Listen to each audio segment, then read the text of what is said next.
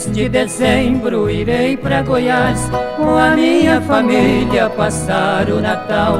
E uma das coisas que quero primeiro rever em Brasília o irmão Jorival.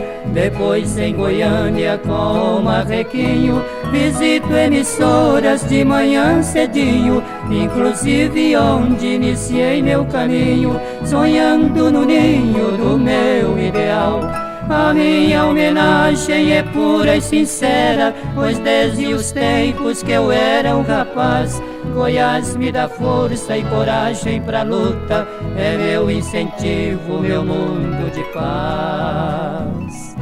Aqui à distância eu vivo indeciso, voltar muito em breve, por lá eu preciso, pra ver os goianos em seu paraíso e o lindo sorriso da flor de Goiás.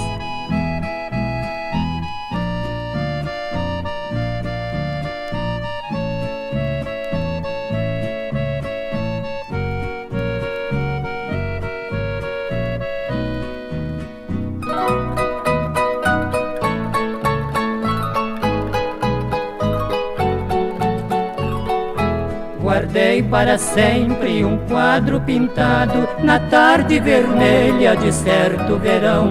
Parti de Goiânia escondendo meu pranto e a bordo daquele veloz avião vi o sol poente com raios dourados cobrindo milhares de metros quadrados de campos goianos que trago guardados, bem compactados em meu coração. Não posso esquecer a cidade formosa, Goiânia querida que me amparou, porque nas andanças em busca da sorte eu lhe devo muito do pouco que sou.